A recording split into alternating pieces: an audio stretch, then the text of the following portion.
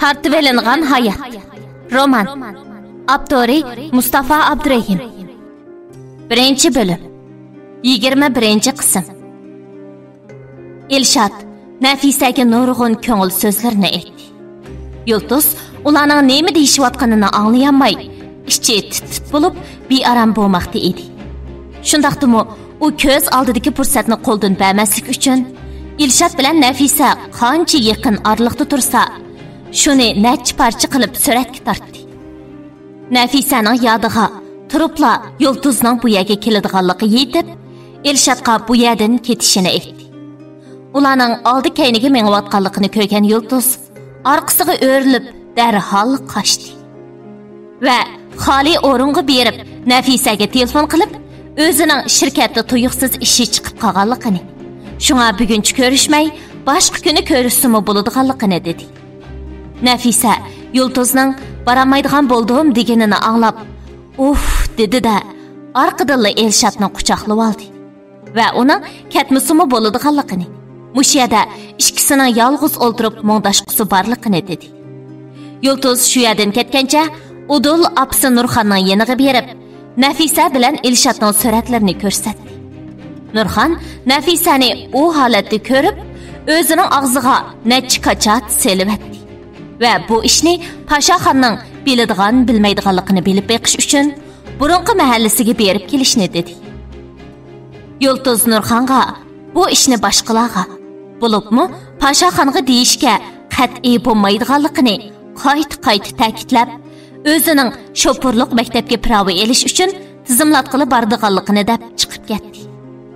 Yulduz chiqib ketgandan keyin Nurxon oldingi kuni Yulduzning tug'ilgan kunida kiyish uchun olgan kiyimlarini kiyib, Yulduzning sovg'a qilgan zibu-zinnatlarini bo'lishiga taqab, aynakka qarab, yuziga azroq upa-anglik surib o'tgandan keyin ustiga qora chaponni ortibla uydan chiqdi. Cho'ng yo'lga chiqish uchun dachining oldidan o'tadigan bo'g'ashqa, u dingoslab mengib o'tib, Izzatxon va Nozila bilan do'qurishib qoldi.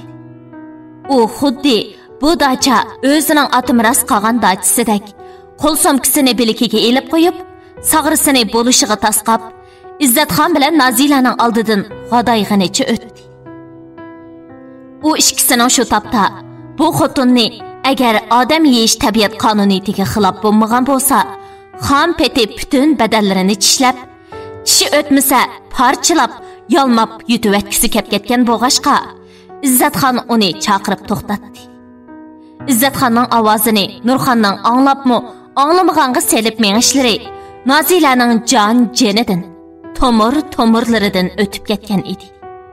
Chunki bu oilada hech kim Izzatxonga undaq ko'zga ilmagandek muomala qilolmaydi.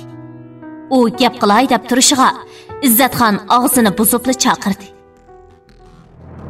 "Hey to'paqbash, dazmol qoli dilla. Men sana to'xta deyapman. Odamning qo'liqimi yoki eshaknikimi? Bu rezgi tapuraydigan, o'likin ishlaymaydigan sakraliq. Ey, kimangin ochiliq qilasan? Ha? Sana to'xta dedim-mi? To'xtaysan. Mang dedim-mi? Mangsan. Bu eshak." Izzatxonning qo'pol, yuqori ovozda degan so'zlari Nurxonning mengisidan kirib, butun badanini tok soqqandek qilib atgan edi. U mangan yeridan to'xtab, darhol orqasiga qaradi va eyiqdak mengib kelib, Izzatxonning yuziga shaloqqida birni tukurdi. "Tfi! Bu qirjimboq. Ay sen kimni eshak o'xshatsan, ha? Bu yer eshak bor deyilsa, u men emas, balki sizlar. Men bilan o'zing so'qishtiradigan odam tek onasining qo'zig'ida tushmadi. Senlar o'zingni kim jag'lab qilishding, ha? Ay mantiyu seriq kaski. Sen onang bilan bu yerda mening yo'limni to'sib gap talashib vaqt o'tkazganning o'rniga oilangning vayron bo'lishini oldini olsang-chi? Isit. Suyimlik ering shu topda kimning yanida? Kimning qo'ynida nima ishlarni qilyotgandi? Har ishga anglab turish. Buningdan keyin mening oldimni to'sib, menga pasning muomalasini qilishadigan bo'lsang, bu sesiq dachangni beshingga ta'til kaygizib qo'yaman. Anlashdingmi? Qizim Yulduzga deydigan bo'lsam, senlarcha u mening uvalchilik uchirganimga qo'l qo'shtirib qarab turama, ha? Pitkallarni ishiltib ish qilish. Dünyada Nurxonning yuzidanmi qalin yuzi bor? Nomussiz odam bormidi, ha? Qarab turib, o'zining uyining eshigini kengri ochgan odamlarga shundaqmi gap qilamdi amdi? Acaba bu xotin Yulduzga shu qadar ishinamdigandi? Yoki Yulduzni Mavludning haqiqiy qizi, o'zini Mavludning cho'ng og'ichi oyimi chaqlab qolganmidi? Bu xotinning qiliqlarini ko'rgan odam hargiz chidab bo'lolmaydi.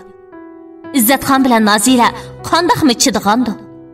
Acaba ular Nurxondan rostliq qo'rqib qolganmidi? Yo'q, undaq emas. İzzatxon bilan Nazira bunchalik xotindan qo'rqqidek, o'ncha bo'sh ayollardan emas. İzzatxonni qo'yib bersak, askilikda Nurxonni 10, hatto 100 hassa qotlib o'tishi mumkin. U faqat Yulduzdan chiqishtirib, Mavlud bilan orasida ziddiyat paydo bo'lib qolishining oldini olish uchunla hammaga chidab kelyotdi xolos. Nurxon dachidan chiqib ketgandan keyin İzzatxon yuzidagi Nurxon tukirib qo'ygan tukurukni ko'nglikining yengi bilan aytib o'tib, uy xizmatkorini hujrasiga chaqirib qo'yib, Nazilaga "Sen pastda saqlab tur, ishga quloq yoqquchi bo'lma" deb qo'yib, hujrasiga chiqib ketdi. Uy xizmatkori ustungi qavatga chiqib ketgandan keyin Nazila putining uchida dastlab chiqib, ishga quloqini yoqdi. Maryam qizim, beka vaqtingda yan qotandagi Nurxon deydigan ishtxo'yli qeri qanjiqning og'zini ko'chilab, gap epaqa. Sen uy xizmatchisi bo'lgandan keyin uningga mening yomon gapimni qilamsan yoki Nazilaninkini ish qilib kimning gapini qilsan qilib, bizni bir tillab berib, uning og'zidan gap epoq. Biror qo'yliqini tutib olsang, darhol kelib meni xabarlantir. Ancha muncha chandırmay ishga quloqini yiqib anlatdi. Bo'libmi Yulduz degan seriq tuk bilan heliq Nurak uyda yolg'iz qolganda, ha? Gapimni tushundingmi? Ana, mava oltin uzukni texi yaqindan setib olgandim. Qeri jinimga menga bu bak yosh kelib qolgandek turdi. Sana beray. Bora qizim. Hay, esingda bo'lsin. Hech kimga chandırib qo'ymachimu. Bo'lib bu Nazilaga u bilib qolsa, ochiqning kayniga kirib, ishni buzg'an. Bora. Nazila İzzatxonning gapining tugishi bilan oyi qandoq kelgan bo'lsa, shundoq mengib hujrasiga kirib, ishkini bo'sh yepib qarab turdi. Maryam qo'liga oltin uzukni taqab, "Vah" deb mengayotdi. Nazila opasining Maryamga qilgan gaplarini anglamagan qiyofatga kirib elib, karvatida yolg'ondan mishildab yig'lagandek bo'lib o'ltirdi. Maryam Nazilaning hujrasi oldidan o'tib o'tib, uning yig'layotganligini ko'rib, qo'lidagi uzukni darhol chiqarib, yanchiqqa soldi va "Nemish bo'ldi?" deb hujraga kirdi. Nazila ko'zidagi yoshni surtganini qilib, chiroyini bechora tusga kirgizdi. Ondan ovozini texmi titrak holatga o'zgartib, mishildi qach. "Yana nim bo'ladi, Maryam? Yulduz bilan uni beqib olgan opasi Nurxon degan xotinning sababidan bo'lmamdi. Yulduzga mening jiyan qizim.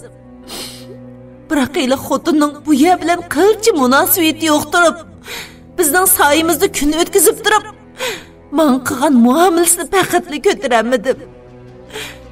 Bechora opamni yurak kesili qilib qo'yay dedi. Yulduz degan juvoy nima? Mening orqamdan bir ishlarni qilib, menga faqatli orom bermayotdi. Uningga yordam qiladigan zaharxanda opasi bor ekan. Men opamga dey desam, opamni faqatli avvar qilg'im yo'q. Sana dardimni to'kib ketdim, ha? Bo'ldi, chiqib ishingni qil. Haras to'xtab tur. Men oldingi kuni ko'nglak setib olgan edim. Kichik nomerlikni avatib qo'yibdi. Almashtirman desam, bu pasundan yo'q ekan. Behli qimmat olgandim. Bunda qilasan tanlab boqay. Hujun, mavjin texni. Sana ajab o'zingnikidekli kelamdi nima? Bo'ldi. Senli kiyvatgina. Sen kiysangmi, men kiyganga o'xshash. Bo'ldi, hech nima bo'lmaydi.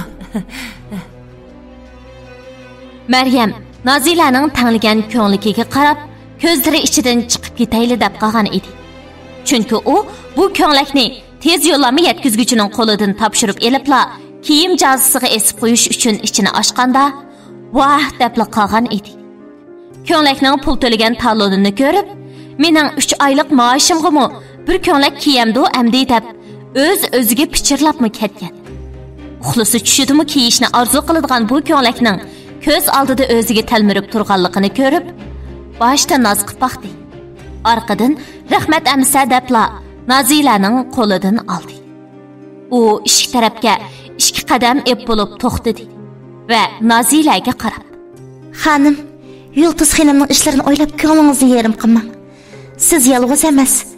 Agar men bir ishni bayqo'g'idek bo'lib qolsam, birinchi bo'lib sizga xabar qilaman. Men chiqay amsa."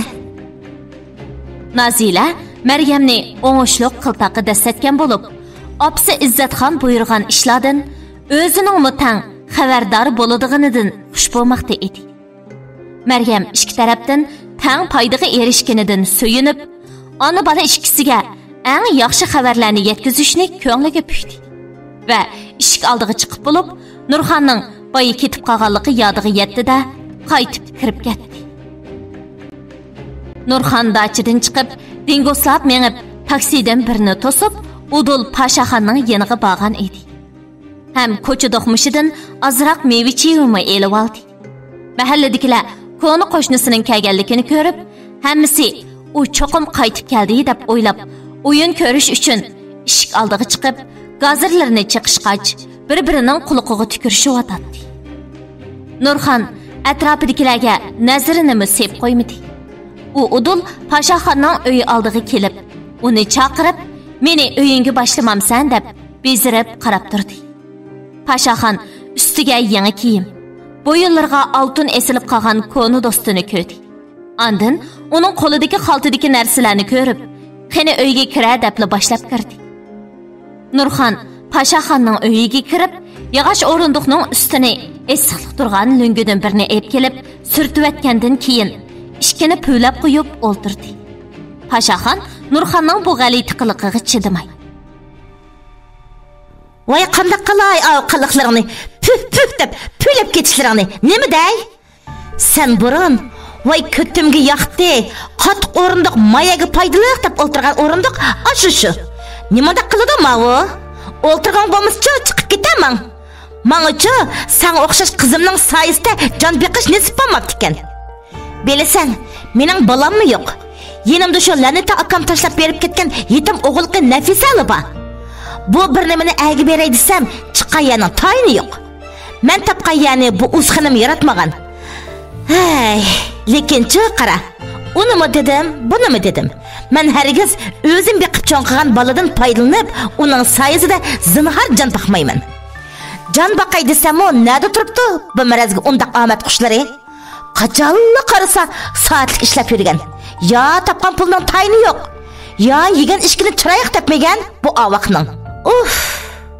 Senchi hajabmi bir bu yerga oldim nima emas, keynimni qilmayman. Bu satxutilla deb ketib bormamdan. Bugun o'zlarini qaysi shamol uchirib keldi? Meni seg'inib kelmadilar qachon. Sening ya ishingni demayotgan dading-ba. Yoki bo'lmasa Jadi chiray qizingning sayisida ustinga chiqib qolgan o'sat latiptang bilan bo'yin qo'llaring silvagan oltinlaringni ko'z-ko'z qilib kelding. Shundaqmi Nurak? Numus, hey numus. Yulduzning pulini xajlab al-mahalning oldida uyat emasmi?